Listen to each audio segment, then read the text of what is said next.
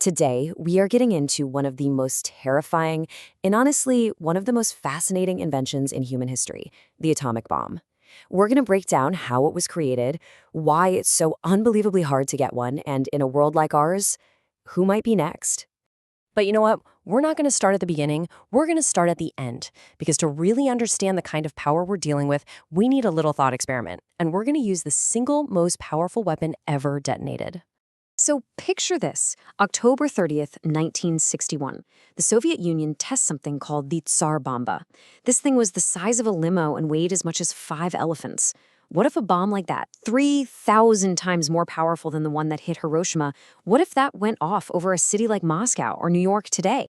Well, according to modern computer simulations, the answer is it's staggering. Almost 8 million people would be gone instantly. The heat alone would scorch the entire city and stretch way out into the suburbs. The scale here is pretty hard to wrap your head around. The initial flash of light would be so bright, you could see it from over 1,000 kilometers away. I'm talking from places like Norway, Greenland, even Alaska.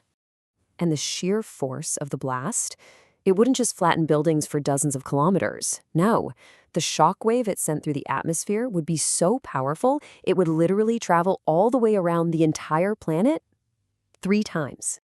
And the grand finale of this nightmare, the mushroom cloud, the biggest one in history, it would soar to a height of 67 kilometers. To put that in perspective, Mount Everest isn't even 9 kilometers high.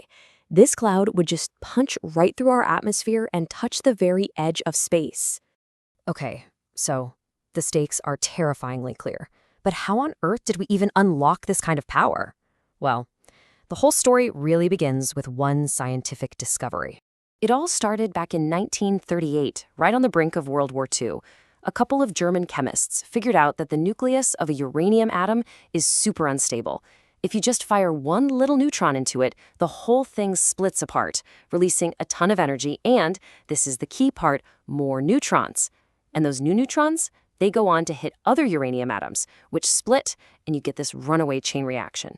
And to get a sense of the power this unlocked, just think about this. The energy from a chain reaction in a single gram of weapons-grade uranium is the same as burning 3 tons of coal. All that power, locked inside the atom. Now, with Nazi Germany on the move, scientists who had fled Europe, including Albert Einstein, were absolutely horrified. They knew that the very country that discovered fission could be the first to turn it into a weapon. So, in 1939, Einstein wrote a now famous letter to U.S. President Franklin Roosevelt, warning him about this terrifying new possibility. And Roosevelt listened. The result was the Manhattan Project, one of the biggest secret operations in history. It had over 130,000 people, built entire cities in the desert from nothing, and brought together the smartest scientists in the world. But all that brainpower needed raw material. And get this, almost all the uranium for the first bombs came from just one single, incredibly rich mine in what was then the Belgian Congo. So after the war, the secret was out. But actually making a nuclear weapon turned out to be so insanely difficult that even today, only a tiny handful of countries have ever managed to pull it off. Let's take a look at who they are. The United States got there first in 1945. The Soviet Union, thanks to some spies and their own brilliant scientists, followed just 4 years later. Then you have the UK in 52, France in 60, and China in 64. That was your original 5. Since then, only 4 more countries have joined. Which brings us to a really important question. I mean, if the basic science has been out there for over 80 years, why is this club still so small? Why is building a nuclear bomb so incredibly hard? Well, it really boils down to 5 massive roadblocks. First, you need the raw material, uranium or plutonium.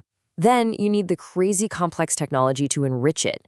You need the engineers, an absolute mountain of cash, and finally, you need the political will to basically become an outcast and face crippling international pressure. If you miss even one of these, the whole thing just falls apart. All right, now for a really surprising twist in this whole story. After the Cold War ended, the world had tens of thousands of nuclear warheads just sitting around. And then a weird thing happened. The deadliest weapons on Earth actually became the fuel for a multi-billion-dollar energy market. So here's how that works. Today, Russia, which inherited the Soviet nuclear program, completely dominates the global market for enriched uranium. They control about half of it. It's a direct legacy of the massive industrial machine the Soviets built for the arms race. And who's buying all this stuff for their nuclear power plants? Well, you might be surprised. The top buyers include major Western countries. In 2022, the United States was a top customer, spending over $600 million. It's just this wild example of how Cold War machinery created these tangled economic ties we still see today. This all came from a famous deal called megatons to megawatts. In the 90s, Russia really needed cash, so they agreed to take 500 metric tons of their weapons-grade uranium, downblend it, and sell it as fuel for American power plants. They were quite literally turning swords into plowshares. So, given all of these massive technical, financial, and political challenges, who on earth would even want to try and join the nuclear club today? Let's look at the countries that are most often talked about as possible candidates.